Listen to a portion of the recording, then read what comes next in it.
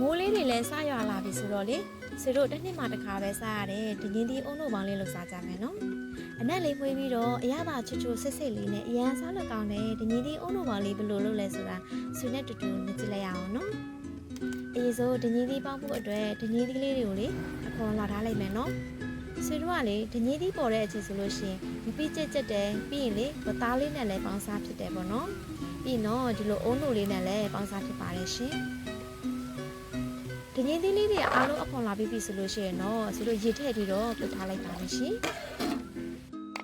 ဒီညင်းသီးပြုတ်ထားတော့မှအုံသီးခွဲပြီးတော့အုံသီးချစ်မယ်နော်ဆွေကလေဒီမှာအုံသီးကိုတော့နှလုံးစာသုံးထားပါတယ်ရှင်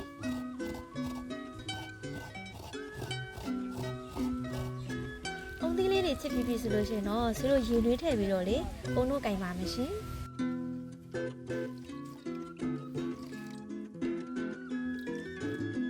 တော့စကားလေးနဲ့ဆက်ထားလိုက်မယ်နော်ပြုတ်ထားတဲ့ဒင်းင်းသီးကလည်းဒီလောက်ဆိုလို့ရှိရင်တော့ကျက်ပါပြီရှင်ဒါဆိုရင်တော့ဆွေတို့ရေအေးလေးနဲ့ပြန်ဆေးလိုက်မယ်နော်ပြီးရင်တော့ဒီအခွန်လေးတွေကိုလည်းလေခွာထားလိုက်ပါမယ်ရှင်ရေအေးလေးနဲ့အေးနေအောင်ဆေးပြီးပြီဆိုလို့ရှိရင်တော့ဆွေတို့ရေစစ်ထားလိုက်မယ်နော်ဒင်းင်းသီးလေးတွေရေစစ်ပြီဆိုလို့ရှိရင်တော့ထုပေးပါမယ်ရှင်ဒီလိုထုတာကလေအရသာလဲဝင်နေပြီးတော့လေစားလိုက်လို့ရှိရင်လည်းဒီနေ့လေးရဲ့အသားလေးနူးနူးအိအိလေးနဲ့ပိုစားကောင်းပါတယ်ရှင်ဒီနေ့လေးတွေအားလုံးထုပြီးပြီဆိုရင်တော့ဆွေတို့ကြက်ပေါင်ပြူကိုစီတက်ပေးပါမယ်ရှင်ကြက်သွန်လေးတွေပေးလာပြီဆိုရင်တော့အုံတို့ထည့်ပြီးတော့ကျွေးလိုက်မယ်နော်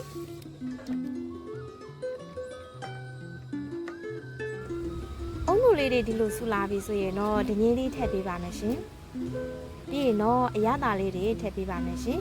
အရသာနေနဲ့စားနဲ့တကြားလေးထည့်ပေးပါမယ်နော်ကိုကလေအချိုကြိုက်တယ်ဆိုလို့ရှိရင်တော့တကြားလေးနည်းများလေးထည့်ပေါ့နော်ပြီးရင်တော့ဆွေတို့ဆူတဲ့အထိချက်ထားလိုက်မယ်နော်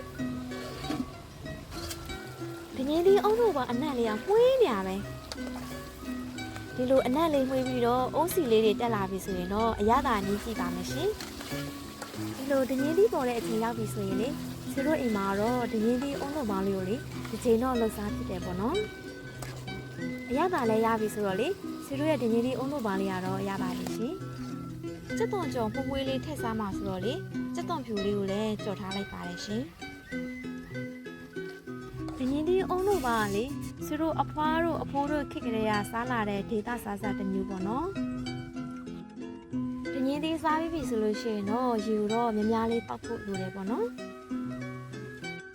ကြက်သွန်ဖြူကြော်လေးကိုလေအပေါ်ကနေပြီးတော့ဖြူပေးလိုက်ပါမယ်ရှင်အနက်လေးမွေးပြီးတော့အရသာချွတ်ချွတ်ဆစ်ဆစ်လေးနဲ့အရန်စားလို့ကောင်းတဲ့ဒင်းင်းသီးအုံးလုံးပေါင်းလေးစားကြပါအောင်ရှင်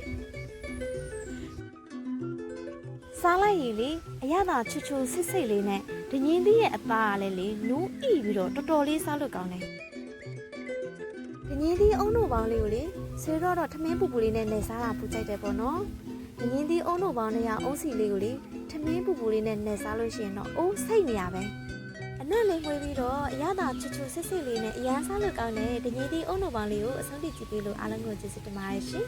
နောက်ဗီဒီယိုတွေမှာပြန်ဆောင်ကြမယ်နော်ဘိုင်ဘိုင်